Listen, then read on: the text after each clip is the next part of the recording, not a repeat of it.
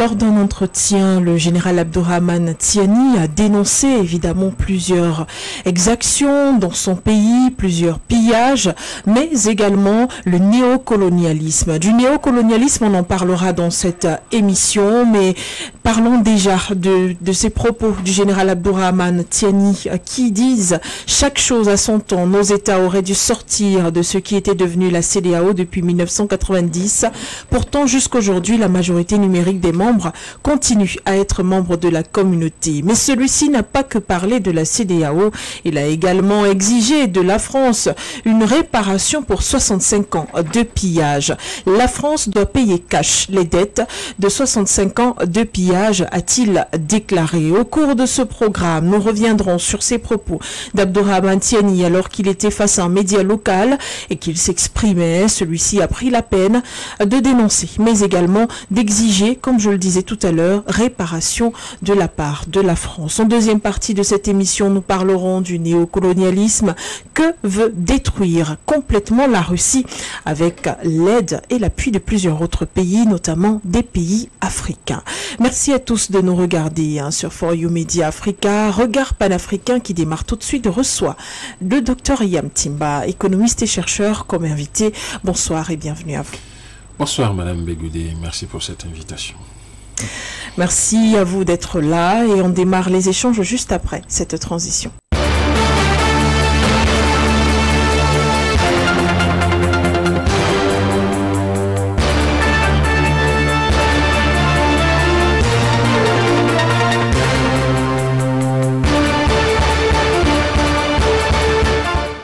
Vous nous regardez sur nos différentes plateformes For You Media Africa, nous regardez également à travers vos petits écrans et nous écoutez à travers la 96.3 FM For You Radio, la radio panafricaine. Docteur Yam Timba, l'arrivée du général Abdourahmane Tiani a sonné comme un boom du côté du Niger. On se souvient bien de ces tractations françaises mais également de la CEDEAO pour remettre en place le président Mohamed Bazoum. Peut-on dire aujourd'hui, docteur Yam Timba, que la victoire, elle a été au fait, mais également que cette période de pillage, que cette période de néocolonialisme est complètement derrière le Niger? Excusez-moi. De quoi riez-vous? Ben, je ris parce que chez vous, les booms sonnent. D'accord. Allez-y, oui. Bon, c'était pour rigoler. Disons, oui, bien sûr. En fait, on espère que cette période-là soit désormais derrière nous. Il se trouve simplement que, qu'on le veuille ou pas, oui, à un moment ou à un autre, il faudra bien passer à autre chose. Et là, on est en train de passer à autre chose avec ces États qui conquièrent leur souveraineté et sortent de l'influence et de l'ombre de la France. Le Niger est l'un de ces pays dont on admire le parcours aujourd'hui, en espérant que beaucoup d'autres pays encore sous domination puissent s'en inspirer. Et nous espérons voir le Niger en sortir définitivement avec ses partenaires de l'AES, en mettant fin au franc CFA, en sortant de l'UEMOA, en claquant la porte de la francophonie.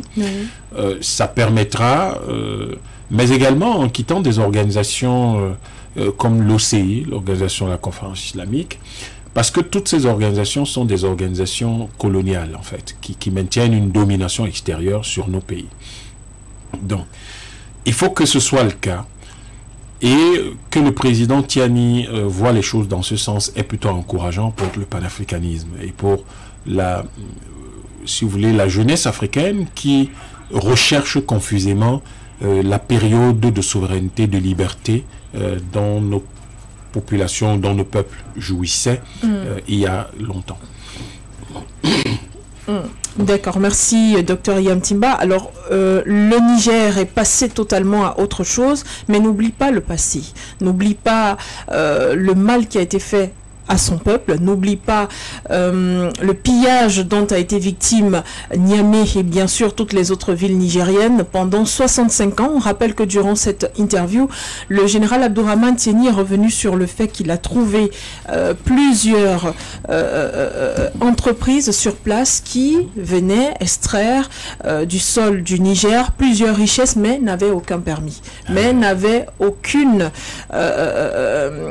garantie en fait de travailler sur le territoire nigérien, et cela avait constitué une grande colère en tout cas, et d'après lui la réparation a été faite car il y a des entreprises aujourd'hui de plusieurs nationalités qui ont des permis d'extraction et celles qui n'en avaient pas ont été chassées. Alors le Niger refuse d'oublier ces années de pillage et exige cette fois-ci que la France paye cash ses dettes de 65 ans. Est-ce que cela est faisable?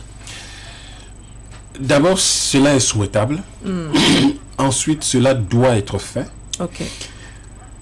Le général est même très gentil parce que normalement, ça devrait s'étendre depuis le moment de l'arrivée des colons. Okay. Mais bien avant le début de la colonisation en 1884-85, ça devrait s'étendre jusqu'au moment où commence l'esclavage européen. Mais on sera absolument cohérent si on fait la même exigence au monde arabe, qui a quand même fait 14 siècles d'esclavage jusqu'aujourd'hui, de traite négrière jusqu'aujourd'hui. Nous devons être cohérents, aller régler ce problème à la racine et le régler entièrement. Donc, si nous disons qu'il faut distinguer les périodes et qu'on dit on va d'abord s'attaquer à la période du néocolonialisme, c'est-à-dire après les indépendances, eh bien les 65 ans, effectivement, ça doit être fait. Ces réparations doivent être faites. Elles sont même urgentes. On verra pour les réparations de la période coloniale et les réparations de deux traites négrières arabes et européennes. Okay. Pour ce qui est de ces réparations, je crois qu'il faut les calculer. Le problème, c'est le mode sous lequel ça va être payé. Si vous dites aujourd'hui, nous installons un tribunal, une commission qui va évaluer, et puis met ça devant un tribunal qui va statuer et qui finalement prendra une décision, et il faudra trouver des huissiers qui vont faire payer, saisir des comptes et faire payer. Oui. Je crois que ça ne marchera pas. Qu'est-ce qu'il faut faire alors? Et ça ne marchera surtout pas lorsque ce sera un pays qui le fera tout seul. Nous les Africains, nous devons savoir que nous avons été défaits ensemble, nous devons nous relever ensemble. Ce sera beaucoup plus facile si nous avions au moins des États sous-régionaux. Okay. Pourquoi? Parce que nous n'aurons donc plus besoin de passer par un tribunal, par une exécution, par des saisies, des choses comme ça, ou par ce genre de choses.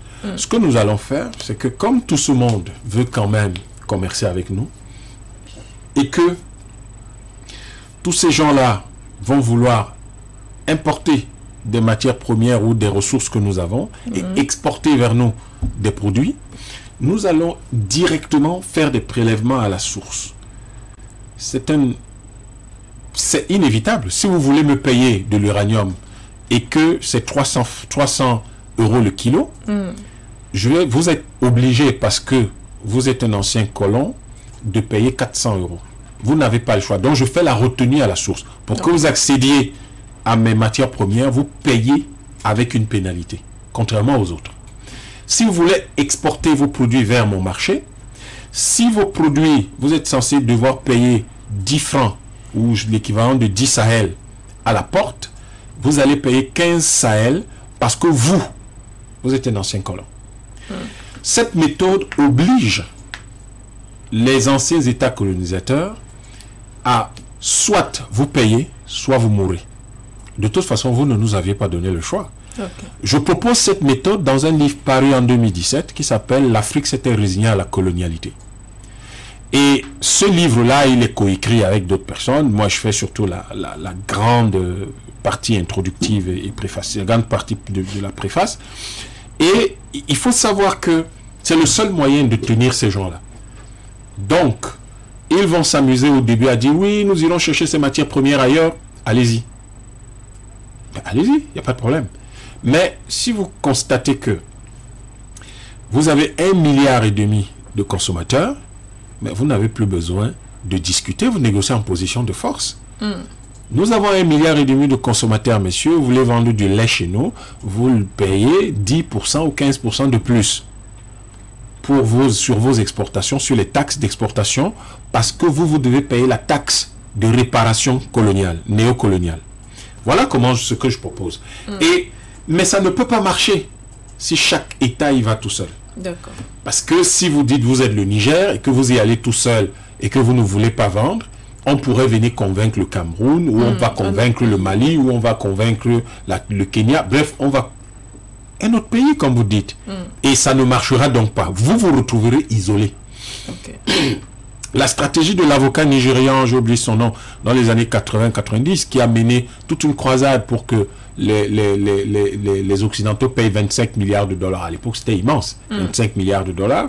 Ça représentera aujourd'hui l'équivalent d'à peu près 50 milliards, à peu près le double en termes de valeur. D'abord, je trouve que le montant est très bas. Deuxièmement, il utilisait la première méthode, à savoir, il y a un tribunal qui va statuer et il faudra faire l'essai. Il faut oublier ça. Donc aujourd'hui, ce qu'il faut faire, c'est de faire payer dans le cadre des transactions commerciales. Et si vos entreprises sont installées chez nous, on fait un prélèvement fiscal additionnel. Et ce prélèvement fiscal additionnel va donc constituer, et c'était toute l'originalité de ma proposition, c'est que ce qui est prélevé dans les transactions commerciales et le supplément qui est prélevé sur le plan fiscal aux multinationales occidentales serait versé dans un fonds continental de développement. Et ce fonds continental construirait donc s'intéresserait essentiellement à 3 ou 4 choses. La première, les infrastructures pour relier le continent.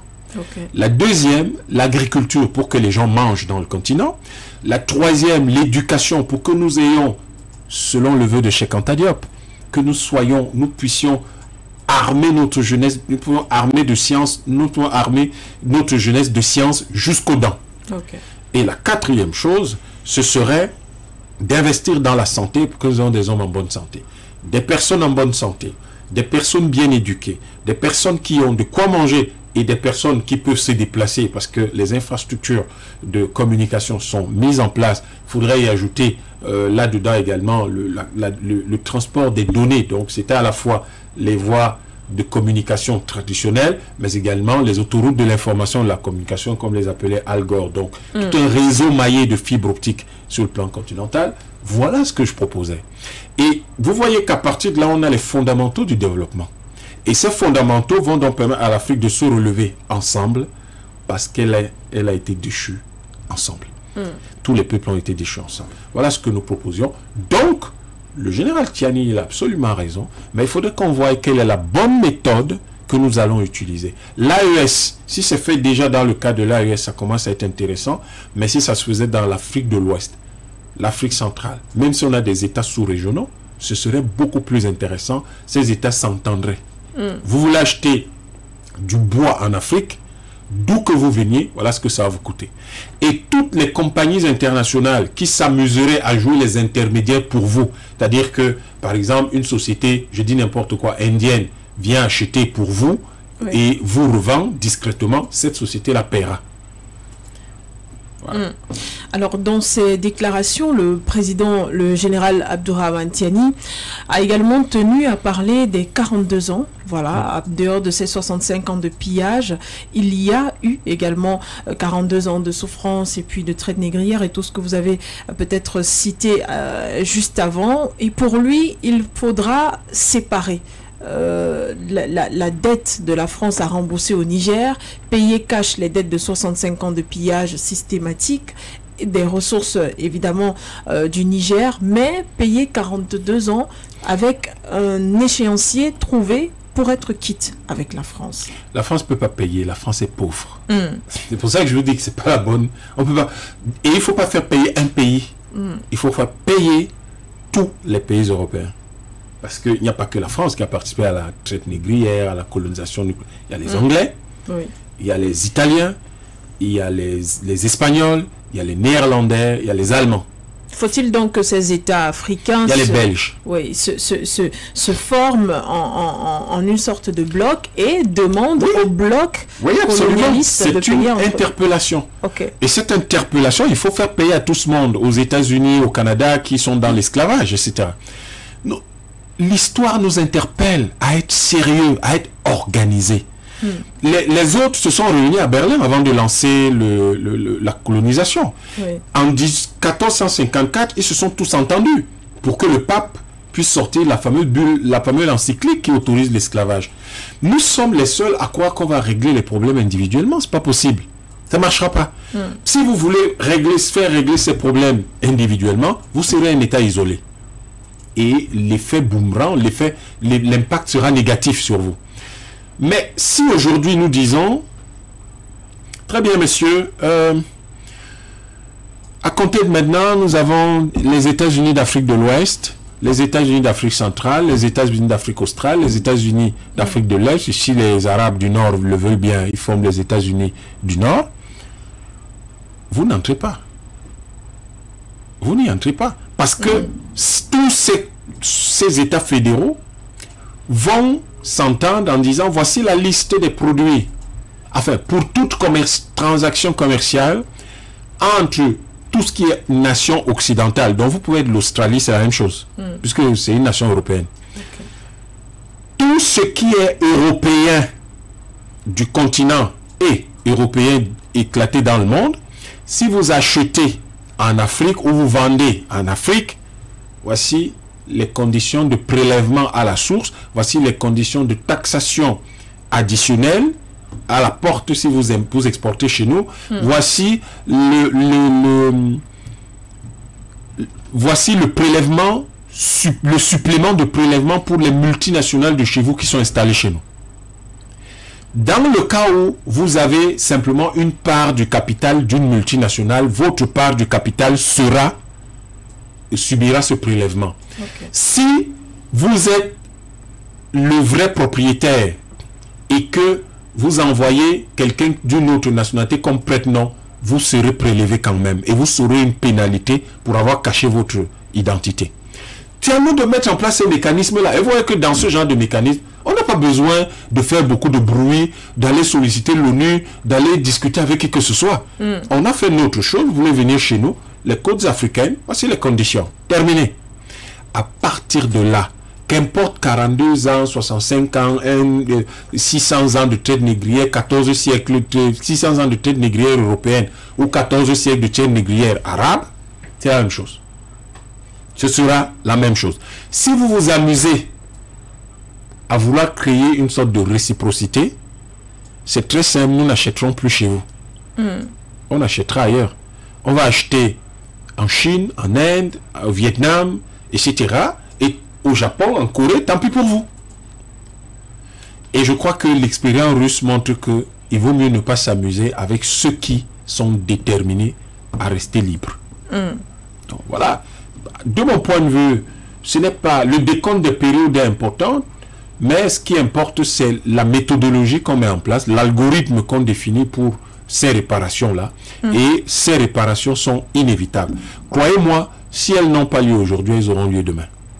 Peut-être que les Occidentaux devraient venir commencer à les négocier maintenant. Mais comme ils sont orgueilleux, ils ne veulent pas du tout les négocier, tant pis. Parce que l'une des choses que le fameux fonds qui sera créé grâce à ces prélèvements, c'est de financer par exemple les communautés noires aux États-Unis, au Brésil, pour pouvoir leur redonner de l'espoir. Okay.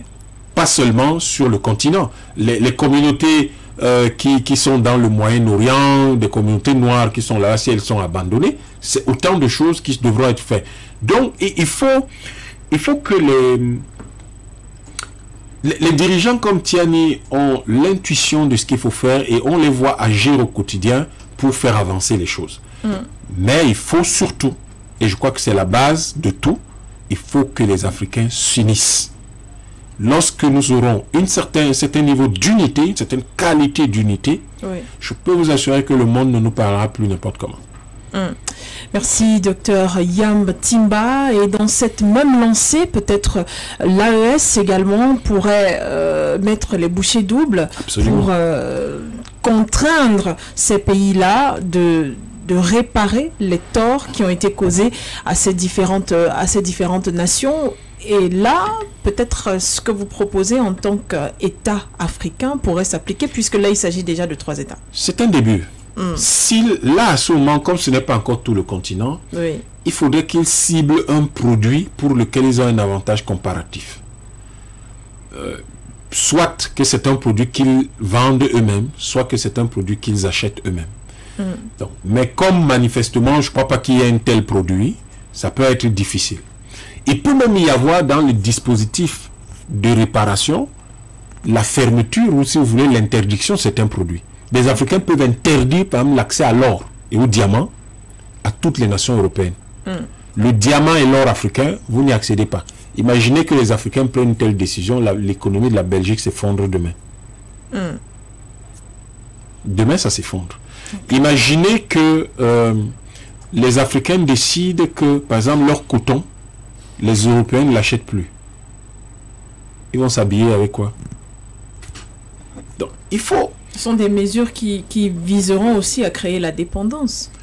Non, non, pas qui ne viseront pas, mais qui créeront une certaine... Probablement, mais nous, on ne s'intéresse qu'à ce qui nous concerne. Nous, on n'est pas... Vous savez, en général, nous, les Africains, les choses des autres ne nous intéressent pas. On ne se mêle pas de leurs histoires.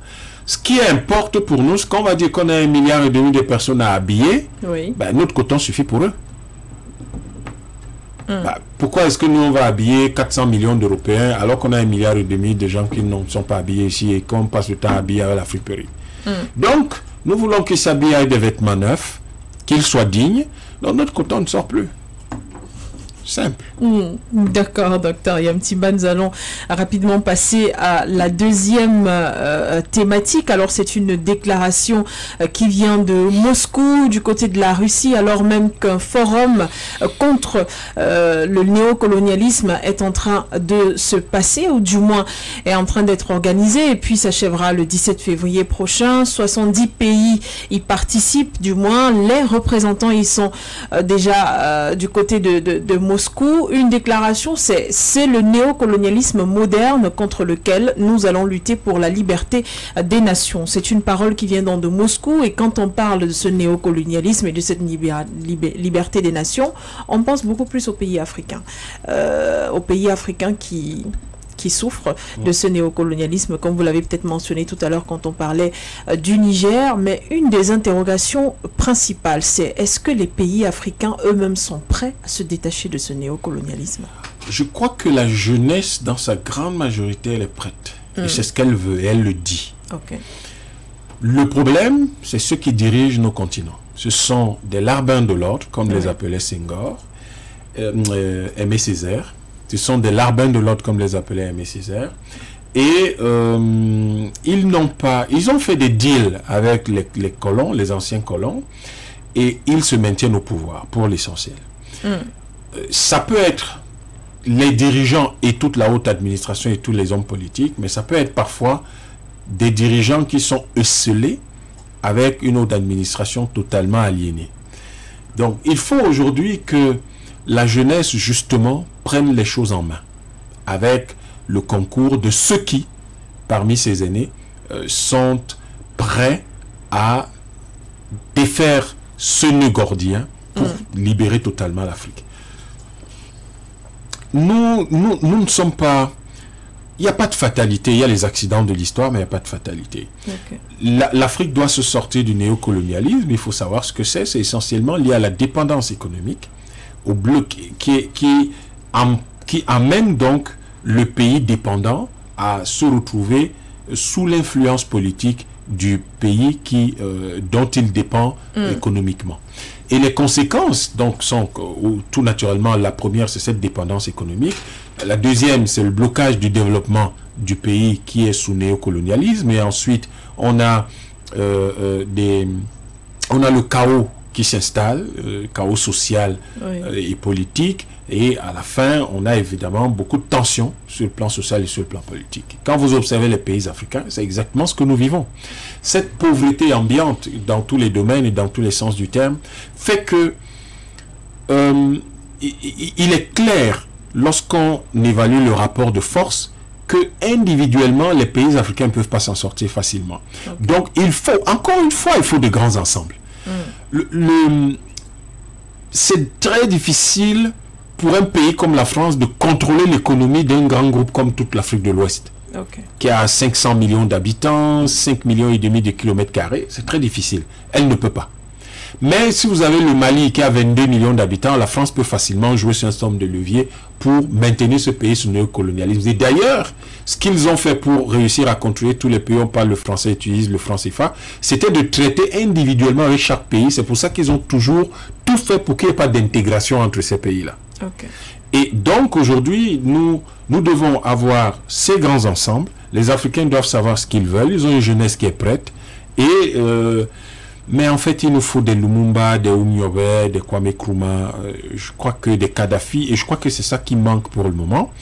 Sauf qu'ils sont en train d'émerger. Et nous, on a un mouvement 10 000 élus panafricanistes d'ici 2030 qui devrait prendre le relais de tous ceux qui sont au pouvoir aujourd'hui, en tout cas qui ne sont pas dans la mouvance panafricaniste.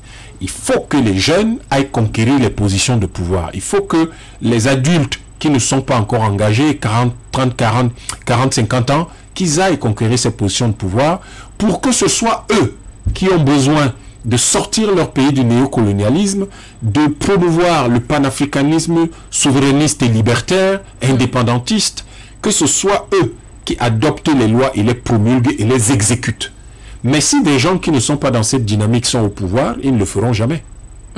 Donc il y a là une demande d'action, un appel à l'action, un appel à l'engagement que les Africains doivent entendre, particulièrement les femmes, parce qu'elles représentent quand même plus de la moitié de la population, elles sont autour de 51-52%, et elles sont quand même les mamans qui comprennent le mieux les besoins des enfants.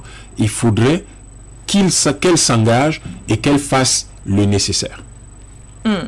Alors, ce forum a pour thème principal pour la liberté des nations. Dr Yamtimba, parmi les chefs d'État qui sont, ou alors les représentants des pays africains, on a pu constater la présence du président centrafricain Faustin Archange Touadéra. Le forum qui s'intitule Forum des partisans anti-néocolonialisme pourra-t-il, Dr Yamtimba, définitivement faire apparaître une politique moins soft du côté de la République centrafricaine face à ce néocolonialisme, justement? Nous appelons à un peu plus de... Il faut remercier le Centrafrique pour ce qui s'y est passé, pour ce qu'ils ont fait, les encourager davantage, mais nous aimerions qu'ils fassent plus. Voudrions voir un peu plus, comme vous le dites, un peu plus de poigne, un peu plus de fermeté dans leur approche, mais ils montrent la voie en Afrique centrale. Le dernier soldat français est parti en décembre 2022. La MINUSCA reste pour des contingences purement économiques. Nous espérons que les investissements éventuels qui vont arriver cette année décideront la direction de la RC à demander le départ de la MINUSCA et donc à ce moment-là à constituer effectivement, construire effectivement la souveraineté de ce pays. Mais il est clair que ça ne suffira pas, ça n'aidera pas. Parce que le risque quand un pays se libère tout seul dans une grande zone comme l'Afrique centrale, c'est soit de connaître un échec, soit d'être obligé de se mettre sous la coupe d'un pays étranger, d'une autre puissance. Or, ce n'est pas la bonne chose à faire. Et là, les présidents d'Afrique centrale regardent le Centrafrique et j'ai l'impression que certains se disent ben, ils vont devenir une colonie russe bientôt. Ben, si le Centrafrique doit pouvoir vivre libre ou avec au moins un certain degré de liberté, si les autres pays ne suivent pas, ils vont obliger de le faire. Peut-être pas devenir une colonie, mais avoir un partenariat très particulier avec la Russie qui va faire quand même qu'au moins ils se libéreront de la France et du bloc atlantiste. C'est pour ça que vous voyez d'ailleurs que la France est partie, mais l'empereur américain essayent par tous les moyens de s'y installer. Oui. Parce qu'ils ne veulent pas perdre ce pays.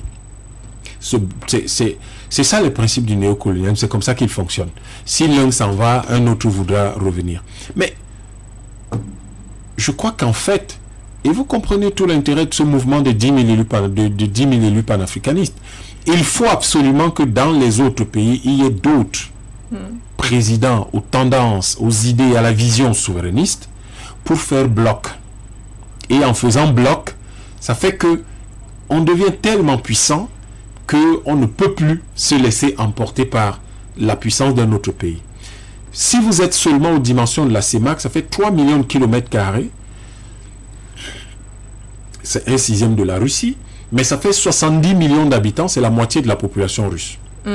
Ça devient suffisant pour pouvoir résister à comment dire, à quelque chose qui se profilerait à l'horizon dans le centre d'une domination russe. Et les richesses d'un tel bloc sont telles que, en fait, vous ne pouvez pas facilement le dominer. 70 millions d'habitants, c'est tellement important et critique que c'est suffisant pour organiser un marché intérieur et suffisant pour avoir des revenus potentiels élevés. Donc, c'est des pays qui peuvent se défendre. Si on étend ça au niveau de la CEAC, ça fait 7 millions de kilomètres carrés, c'est 2 fois, la Russie, ce sera 2,5 fois plus que ça, mais ça fait 300 millions, 250-300 millions d'habitants. À ce moment-là, c'est plus peuplé que la Russie, c'est pas gagné d'essayer de dominer des gens comme ça.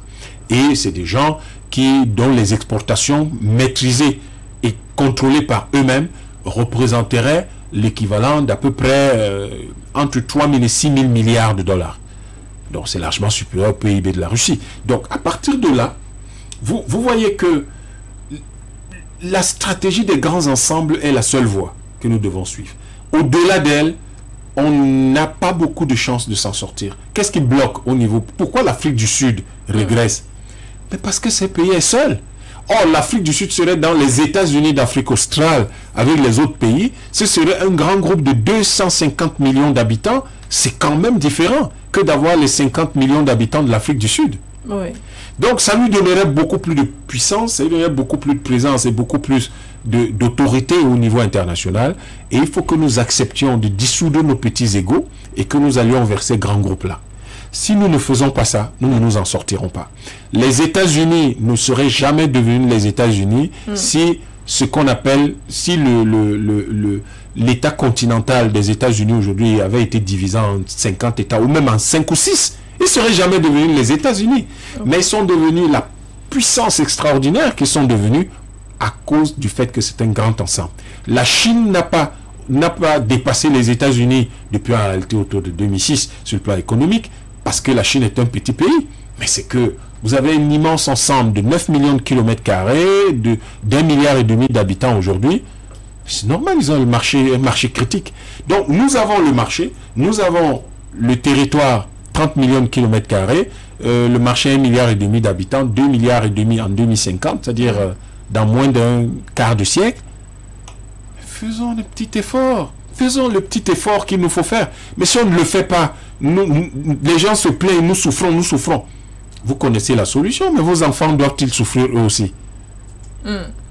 C'est ça la question que nous devons nous poser. Et j'espère que de ce forum, il sortira au moins des idées pour pouvoir accompagner un mouvement de constitution de grands ensembles en Afrique, parce que sortir du néocolonialisme, ce n'est pas le grand bavardage, ce n'est pas de faire de grandes théories. Okay. Vous constituez de grands ensembles en ce qui concerne l'Afrique, vous créez des États fédérés, ils sont puissants, ils sont solides, vous contrôlez le commerce de vos matières premières, vous contrôlez vos marchés, vous réinvestissez les revenus d'exportation dans le développement de vos pays, infrastructures, agriculture, élevage, santé, industrie de transformation, etc. C'est ça qui vous fait sortir du néocolonialisme. Et ceux qui aujourd'hui vous dominent deviendront purement et simplement des mendiants à vos portes. Merci, Dr Yam Timba. Eh bien, on a terminé pratiquement avec les quelques minutes qui nous restent. Une seule question dans cette lutte contre le néocolonialisme. Que dire du rapport AES-Russie? Il est intéressant parce que c'est un rapport d'alliés objectifs. Okay. Ils sont tous en lutte contre le bloc atlantiste et c'est tout à fait normal qu'ils conjuguent leurs efforts pour faire échec à ce bloc atlantiste. Et je pense que c'est un modèle que les autres devraient suivre. Certains devraient aller vers la Russie, mais d'autres peuvent aller vers la Chine si elle est disposée à mouiller le maillot. Oui. Et à partir de là, cela peut aider ces pays, parce que je le dis encore, un allié objectif, c'est pas quelqu'un qui vient faire le job à votre place. Un allié objectif, c'est quelqu'un que vous impliquez dans votre projet quand vous l'avez déjà structuré, quand vous avez déjà votre charte de projet. Qu'est-ce que nous voulons faire? Qu'est-ce qu'il nous faut pour le faire? Comment on va le faire? Quand est-ce qu'on va le faire? Avec qui? C'est là que l'allié objectif entre. Oui. Et quels sont les risques de ce que nous voulons faire et quelles sont les réponses aux risques? Quand vous avez fini de mener tout ça, ça va nous coûter combien? Ça nous prendra combien de temps? Vous faites donc la charte de votre transition. Et c'est cette charte-là, l'allié entre quelque part dans le paragraphe avec qui. Donc je crois que ce qui se passe avec l'AES, entre l'AES et la Russie, c'est intéressant, c'est un bon modèle. Il faut juste le répliquer dans d'autres parties du continent et ça va marcher. Merci infiniment, Dr Yam Timba, pour votre temps, votre expertise et votre analyse apportée à ce programme Regard panafricain, qui d'ailleurs est parvenu à son terme. Merci à la partie technico-artistique savamment orchestrée par Kelly, à la mise en onde et derrière les caméras. Merci à tous ceux-là qui nous ont regardés sur For You Media Africa. À très bientôt, Dr Yam Timba. À très bientôt, Madame Begoudé. Restez en compagnie de nos programmes, car sur notre télévision, notre radio et nos plateformes internet, l'information et les programmes se poursuivent. Au revoir, Niami.